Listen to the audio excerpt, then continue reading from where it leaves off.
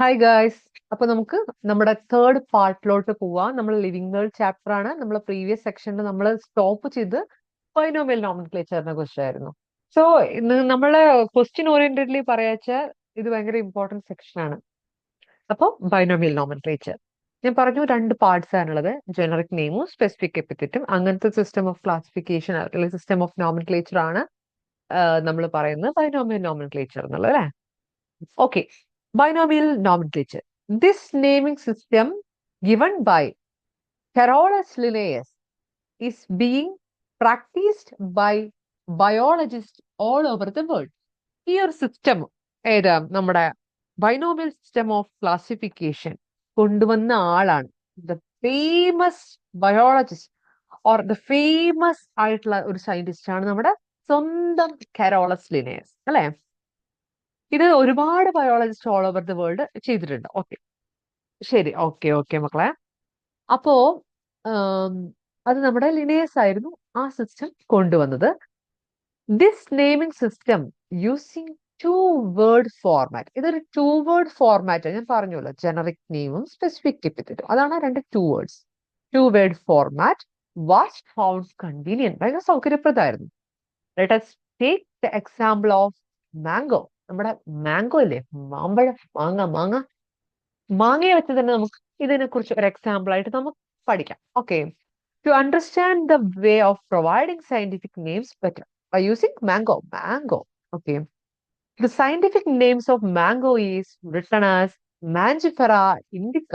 നിങ്ങൾ കേട്ടിട്ടുണ്ടാവും അല്ലെ, മാഞ്ചിഫെറ ഇൻഡിക്ക എന്ന്.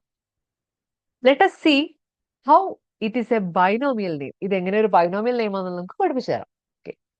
In this name, Mangifera represent genus while Indica represent particular species. അപ്പോ മാഞ്ചിഫെറ ഇൻഡിക്ക എന്നുള്ളതാണ് മാംഗോയുടെ സയന്റിഫിക് നെയിം. അതില് ടു കോമ്പണന്റ് സിസ്റ്റം ആണ്, അല്ലെങ്കിൽ ടു കോമ്പണന്റ് ഫോർമാറ്റിലുള്ള ബൈനോമിയൽ നോമൻക്ലേച്ചർ ആണ്. ഇതൊന്നും മനസ്സിലാക്കുക, രണ്ട് നെയിംസ് ഉണ്ട്. അതിൽ മാഞ്ചിഫെറ ഈസ് റെപ്രസെന്റ് ജീനസ്, അതിന്റെ ജീനസിനെയാണ്, അതിന്റെ ജനറിക് നെയിം ആണ് അത് റെപ്രസെന്റ് ചെയ്യുന്നത്. ഓക്കെ, ആൻഡ് ഇൻഡിക്ക എന്ന് പറയുന്നത് അതിന്റെ സ്പീഷീസിനെയാണ് റെപ്രസെന്റ് ചെയ്യുന്നത്. അപ്പൊ ചില പിള്ളേർക്ക് എപ്പോഴും ഒരു കൺഫ്യൂഷൻ വരും, മാഞ്ചിഫെറ. ഇനി ഇതൊക്കെ പഠിച്ച് നമ്മൾ പറയുമല്ലോ, രാമായണം പഠിച്ചിട്ട് രാമൻ സീതയ്ക്ക് എപ്പടി എന്ന് ചോദിക്കുന്ന പോലെ തിരിച്ച് ഒരു ഷഫ്ലിംഗ് നിങ്ങൾക്ക് ചില പിള്ളേർ തെറ്റിച്ചു കൊടുക്കാറുണ്ട്. അപ്പോ മക്കളെ, നിങ്ങൾ ശ്രദ്ധിക്കുക, ഈ ആദ്യം വരുന്നത് ജീനസ് ആണ്, രണ്ടാമത് വരുന്നത് സ്പീഷ്യസ് ആണ്. അപ്പൊ ഒരു കാരണവശാലും ഓർക്കാൻ പറ്റിയെങ്കിൽ ആലോചിക്കുക. ആൽഫബറ്റ് ഓർഡറിൽ നമ്മുടെ ജി ആണല്ലോ ഫസ്റ്റ് വരുന്നത്, പിന്നെയാണല്ലോ എസ് വരുന്നത്. അപ്പൊ first one is genus. Simply ഒരു ട്രിക്ക് എന്ന് വേണമെങ്കിൽ യൂസ് ചെയ്യാം, പക്ഷെ അതൊരു ഒരു മെത്തേഡാണ്. ഓക്കെ, മാഞ്ചിഫെറ ഇൻഡിക്കയിൽ ജീനസ് വരുന്നു ആദ്യം. ജീനസ് ആണ് മാഞ്ചിഫെറ. ഇൻഡിക്ക എന്ന് പറയുന്നത് സ്പീഷ്യസ് ആണ്. ഓക്കെ അല്ലേ? Okay, species or specific epithet. Okay, other universal rules of nomenclature are as follows. ബാക്കി ഞാൻ പറഞ്ഞ ഒരുപാട് പ്രിൻസിപ്പിൾസ് അല്ലെങ്കിൽ റൂൾസിന്റെ ബേസിലാണ് ഈ ബൈനോമിയൽ നോമൻക്ലേച്ചർ. അപ്പൊ നമുക്ക് ഇതൊക്കെ നോക്കാം, അല്ലെ? Biological names are generally in Latin and written in italics. ഇത് ഇമ്പോർട്ടന്റ് ആണ്, ഈ ഒരു സ്റ്റേറ്റ്മെന്റ് ശ്രദ്ധിക്കുക. Biological names are generally in Latin. Latin ആണ്, ലാറ്റിനൈസ്ഡ് ആണ്, ലാറ്റിൻ ലാംഗ്വേജിലാണ് ബയോളജിക്കൽ നെയിംസ് ഒക്കെ ജനറലി വരുന്നത്. ലാറ്റിൻ ആണ്. ചില ഇപ്പൊ ഒരു മൾട്ടിപ്പിൾ ചോയ്സ് ക്വസ്റ്റ്യനിൽ ഈ biological names are generally in Greek, Latin, അങ്ങനെ ഓരോരോ മാറ്റി കൊടുക്കുക. അപ്പൊ നിങ്ങൾക്ക് മനസ്സിലാക്കണം, ഉറപ്പിച്ചിട്ടോ, അത് ലാറ്റിൻ ആണ്. ലിനേസ് ആണ്, ലാറ്റിൻ ആണ്. എൽ എൽ ലിനേസ് കണ്ടുപിടിച്ച ബൈനോമിയൽ നോമൻക്ലേച്ചർ ആണ്. അതിലത്തെ ബയോളജിക്കൽ നെയിംസ് ഒക്കെ ലാറ്റിൻ ആണ്. എൽ. Okay, Latin. ഇനി മറക്കില്ല എല്ലാവരും. ബ്രിട്ടൺ ഇൻ ഇറ്റാലിക്സ്, ഇത് ഇറ്റാലിക്സിലാണ്. ആ എഴുത്ത് നോക്കൂ, it's written in italics. ഇറ്റാലിക്സിലാണ് Mangifera Indica എന്നുള്ള പേര് written in italics. They are Latinized or derived from Latin irrespective of their origin. Origin ഒന്നും ഡിപ്പെൻഡ് ചെയ്യുന്നില്ല, അത് ലാറ്റിനൈസ്ഡ് ആണ്, ലാറ്റിൻ ആണ്. ഫസ്റ്റ് പോയിന്റ് ഓക്കെ ആണ് എല്ലാവർക്കും, അല്ലെ? So shall we move to next points. The first word in biological names represent genus. Genus ആണെന്നുള്ളത് നമ്മൾ കൊന്നാലും ഇനി മറക്കില്ല. സോ നമ്മൾ ആ ക്യാപിറ്റൽ നമ്മൾ പറഞ്ഞു, നമ്മുടെ ആൽഫബറ്റ്സിൽ ജി ആദ്യം വരും, ജീനസ് ആദ്യമാണെന്ന് നമുക്ക് ആ ട്രിക്സ് നമുക്ക് കിട്ടി കഴിഞ്ഞു. ഓക്കെ, ആ പോയിന്റ് നമുക്ക് കിട്ടി. And while the second component denote species, specific epithet. Okay, third point, both the words in biological name when handwritten they are separately underlined. നമ്മൾ എഴുതുമ്പോൾ ഈ മാജിഫറ എന്നുള്ളതും ഇൻഡിക്ക എന്നുള്ളതും രണ്ടും സെപ്പറേറ്റ്ലി അണ്ടർലൈൻ ചെയ്യണം. ഇത് പ്രിന്റ് ചെയ്തിട്ടില്ല, അതുകൊണ്ടാണ് വേണ്ടത്. നമ്മൾ എഴുതുമ്പോൾ അണ്ടർലൈൻ ചെയ്യണം. Or printed it in italics, print ചെയ്യുമ്പോൾ അത് ഇറ്റാലിക്സിലായിരിക്കണം. ഇൻഡിക്കേറ്റ് ദെയർ ലാറ്റിൻ ഒറിജിൻ, അതെന്ത് ഇൻഡിക്കേറ്റ് ചെയ്യുന്നു? ലാറ്റിൻ ഒറിജിനെ ഇൻഡിക്കേറ്റ് ചെയ്യുന്നു. 3 പോയിന്റ്സ് വളരെ എളുപ്പമല്ലേ? മനസ്സിലായില്ലേ? ഇനി കൺഫ്യൂഷൻസ് ഒന്നും അതിലില്ലല്ലോ.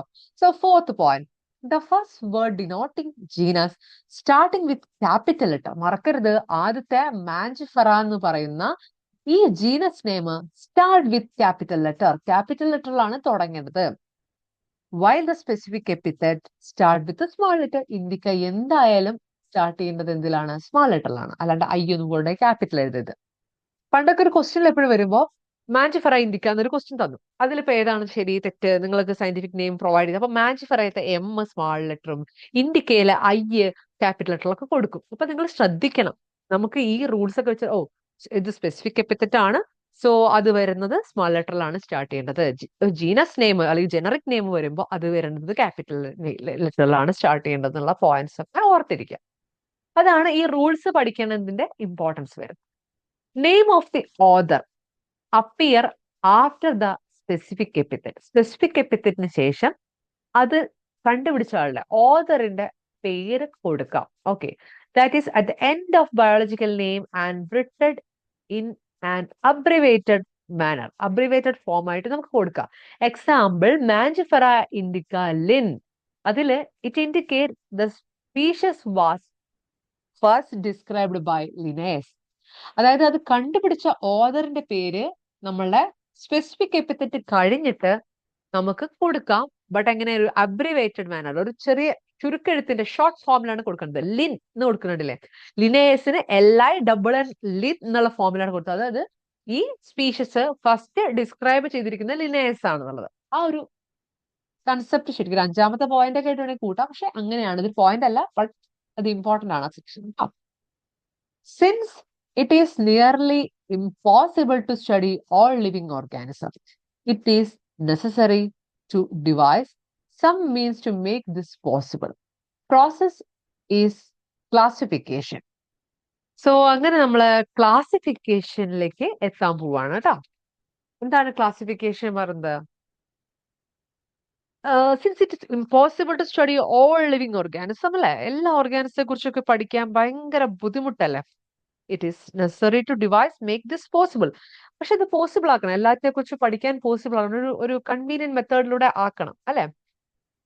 ഓക്കെ, ആ പ്രോസസ്സാണ് നമ്മുടെ ക്ലാസിഫിക്കേഷൻ വരുന്നത്. സോ ക്ലാസിഫിക്കേഷൻ എന്താണ്? What is the definition of ക്ലാസിഫിക്കേഷനിലേക്കാണ് നമ്മൾ ഇപ്പൊ പോയിക്കൊണ്ടിരിക്കുന്നത്. പ്രോസസ് എന്താണ് ക്ലാസിഫിക്കേഷൻ എന്നുള്ള process? Classification is the process by which anything grouped into convenient category based on some easily observable characters. അപ്പൊ എന്താണ്? ശരിക്കും ഒരു ഡെഫിനിഷൻ പോലെ തന്നെ പഠിച്ചോളൂ. Classification is a process by which anything, എന്തുമാകട്ടെ, അത് ഗ്രൂപ്പ് ചെയ്യാം into convenient categories based on easily observable characters. Easily observable ആയിട്ടുള്ള ക്യാരക്ടേഴ്സിന്റെ ബേസിൽ നമ്മൾ അതിനെ ഒരു ഗ്രൂപ്പ് ആക്കി മാറ്റുക. പ്രോസസ്സാണ് classification. Okay, for example, we easily recognize the groups such as plants or animals or dogs, cats or insects. അതിനൊക്കെ നമ്മൾ ഓരോ കാറ്റഗറീസ് ആക്കി മാറ്റുന്നില്ലേ? The moment we use anything of these terms, we associate certain characters with the organism in that group. What image do you see when you think a dog? ഒരു ഡോഗിനെ കാണുമ്പോഴൊക്കെ നമ്മളെ മനസ്സിൽ dog ആണ്, അതിന്റെ കുറച്ച് ക്യാരക്ടേഴ്സ് നമ്മുടെ മനസ്സിൽ ഓർമ്മ വരുമല്ലോ. Obviously, each one of us will see dogs and not cats. ഡോഗിനെ കാണുമ്പോൾ ഡോഗായിട്ടും കാറ്റിനെ കാണുമ്പോൾ കാറ്റായിട്ടൊക്കെ നിങ്ങളുടെ മനസ്സിലാവും. അതൊക്കെ സിമ്പിൾ തിങ്സ് ആണ്, ആ പ്രത്യേകിച്ചൊന്നുമില്ല കേട്ടോ. Now, if we were to think Alsatian, we know what we are talking about. Similarly, suppose we were to say mammals, you would of course think animals with the external ears and body hairs. As a mammals നെ കുറിച്ചൊക്കെ പഠിക്കുമ്പോൾ അവർക്ക് എന്താ പറയാ, ചില mammalian features ഒക്കെ നമ്മൾ പറയാറുണ്ട്. ഇപ്പൊ body hairs, external year, presence of mammary glands. നമുക്ക് കൂടുതലായിട്ട് കാര്യങ്ങളൊക്കെ ഞാൻ നിങ്ങൾക്ക് അനിമൽ കിങ്ഡത്തിൽ പറഞ്ഞു തരാം. Likewise, in plants, if we try to talk of wheat, the pictures each of our minds will be of wheat plants, not rice. നമുക്ക് വീറ്റിനെ കുറിച്ച് പറയാൻ നിങ്ങൾക്ക് എല്ലാവർക്കും വീറ്റിനെ കുറിച്ചാണ് മനസ്സിലാവുന്നത്. നമുക്ക് റൈസിനെ കുറിച്ചല്ല നമ്മളെ മനസ്സിലൊരു പിക്ചർ വരുന്നത് അല്ലെ? Or any other plants. Hence, all these dogs, cat, mammals, wheat, rice, plants, animals, etc. are convenient category we use to study organism. Okay. ഇപ്പോൾ അങ്ങനെ ഒരു ക്ലാസിഫിക്കേഷൻ നമ്മൾ കൺവീനിയന്റ് കാറ്റഗറീസിന്റെ ബേസിലാണ് എടുക്കുക. നമ്മൾക്ക് ഓരോ ഓർഗാനിസത്തിനെയും അല്ലെങ്കിൽ ഇപ്പോൾ പ്ലാന്റ്സ് ആയിക്കോട്ടെ ആനിമൽസ് ആയിക്കോട്ടെ അങ്ങനെ എല്ലാത്തിനെയും ക്ലാസിഫൈ ചെയ്യാനായിട്ട് ഓരോ ക്യാരക്ടറിസ്റ്റിക്സ് പ്ലേസിൽ നമ്മൾ ഓരോ ഗ്രൂപ്പ്സ് ആയിട്ട് ക്ലാസിഫൈ ചെയ്യുന്നു. അതിന്റെയൊക്കെ ബേസിൽ നമുക്ക് ഓരോന്നിനും ഡിറ്റക്ട് ചെയ്യാൻ പറ്റുന്നു എന്നുള്ള കാര്യങ്ങളൊക്കെ വളരെ പരത്തി എഴുതിയിരിക്കുകയാണ് നമ്മുടെ NCERT-യിൽ. പക്ഷെ നമുക്ക് ആസ് എ സമ്മറി നമുക്ക് ചെറിയൊരു ആ ക്ലാസിഫിക്കേഷൻ എന്താണ് അതിന്റെ ഡെഫിനിഷൻ ഞാൻ പ്രീവിയസ്ലി പറഞ്ഞത് അത് പഠിച്ചു വെക്കുക. ഈ കാര്യങ്ങൾ ജസ്റ്റ് ഓർത്ത് മനസ്സിലാക്കുക, അത്ര മാത്രമേ വേണ്ടുള്ളൂ കേട്ടോ. ഓക്കെ മക്കളെ, അപ്പോ നമ്മള് അടുത്ത ഒരു ഇമ്പോർട്ടന്റ് ടേംക്ക് വീണ്ടും എത്തുകയാണ്. ടാക്സ്. എന്താ taxa? The scientific term for these category is taxa. മനസ്സിലായോ? ടാക്സ എന്ന് പറഞ്ഞാൽ നമ്മളിപ്പോ ഈ കാറ്റഗറീസ് ഒക്കെ പറഞ്ഞില്ലേ, അതാണ് ശരിക്കും taxa. The scientific term for these category. ഞാൻ പറഞ്ഞല്ലോ ഓരോ കാറ്റഗറീസ് ആയിട്ട് കൺവീനിയന്റ് കാറ്റഗറീസ് ആക്കി ക്ലാസിഫൈ ചെയ്യുന്നു പറഞ്ഞില്ലേ, ഈ കാറ്റഗറീസ് ആണ് ടാക്സ എന്ന് പറയുന്നത്. അതിന്റെ സയന്റിഫിക് ടേം ആണ് ടാക്സ എന്ന് പറയുന്നത്. Taxa indicate categories or taxa indicate ഓരോ കാറ്റഗറീസ് ആയിട്ട് അറ്റ് വെരി ഡിഫറെന്റ് ലെവൽസ് എന്ന് പറയാം. Here you must recognise taxa can indicate categories at very different level. Plants also forms a taxa. അത് plants ആയിക്കോട്ടെ animals ആയിക്കോട്ടെ ഒക്കെ ഓരോ ടാക്സുകളാണോ ഒക്കെ ഓരോ കാറ്റഗറീസ് ആണെന്നുള്ള കാര്യം മനസ്സിലാക്കുക. Feet is also taxa. Similarly, animals, mammals, dogs, all are taxa. But you know that dog is a mammal, then mammals are animals. Therefore, animals, mammals, dogs represent taxa at different levels. അതൊക്കെ ഓരോ different ലെവൽസിലെ tax ആയിട്ട് നമുക്ക് ആ scientific term for each categories taxa എന്നുള്ളതാണ് നിങ്ങൾ ഇവിടെ പഠിക്കേണ്ടത്. Hence, based on the characteristics, all living organisms can be classified into different taxa. Okay. This process of classification is known as taxonomy. ഭയങ്കര important ആണ്. അടുത്ത് taxonomy എന്ന് വെച്ചാൽ hence based on characteristics, all living organisms can be classified into different taxa. The process of classification is known as taxonomy. ആ process of classification ആണ്, അങ്ങനെ ഓരോ ടാക്സുകളാക്കി മാറ്റുന്ന പ്രോസസ് ഓഫ് ക്ലാസിഫിക്കേഷൻ ആണ് ടാക്സോണമി. ഈ ടാക്സോണമിയിൽ എന്തൊക്കെയുള്ളത്? External and internal structures. കുറച്ച് കഴിഞ്ഞാൽ നിങ്ങൾക്ക് മോർഫോളജി എന്നും അനാട്ടമി എന്നുള്ള രീതിയിലൊക്കെ നമുക്ക് പഠിപ്പിച്ചു തരാം കേട്ടോ.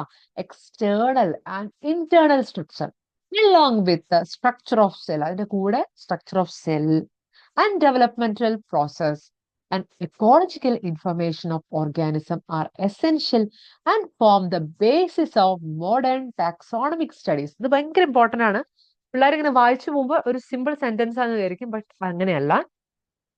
എന്താണ് ശരിക്കും the basis of modern taxonomic studies എന്തൊക്കെയാണുള്ളത്? ക്വസ്റ്റ്യൻ ഭയങ്കര ഇമ്പോർട്ടന്റ് ആണ്. ടാക്സോണമി രണ്ടെണ്ണമാണ് വരുന്നത്. External and internal features, internal structures, along with the structure of cell, underline ചെയ്യണേ, and developmental process and ecological information of organism. ഇതാണ് the essential and that forms the basis of modern taxonomic studies. Okay.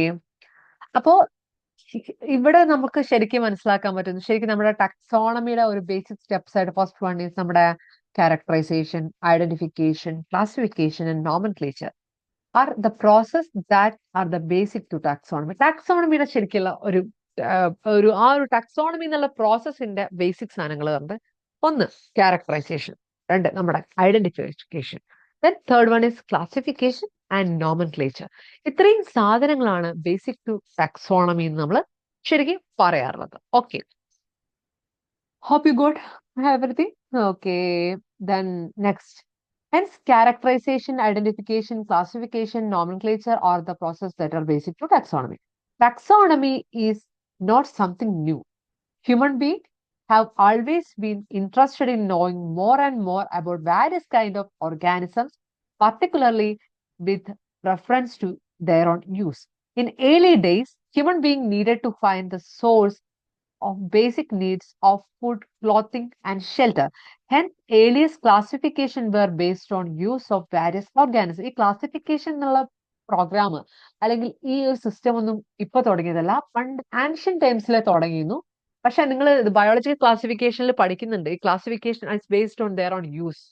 Simple ആയിട്ട് നമ്മുടെ food, shelter, clothing, അങ്ങനത്തെ simple നീഡ്സിന്റെ ബേസിലായിരുന്നു പണ്ടത്തെ classifications ഒക്കെ വന്നിരുന്നതാണ് അവിടെ പറയുന്നത്. Human being were since long not only interested knowing about different kinds of organisms and their diversity, but also the relationship among them. This branch of study was referred to as systematics. അടുത്ത interesting and very noticeable point എത്തിക്കഴിഞ്ഞു. നമ്മളുടെ എന്താണ് systematics?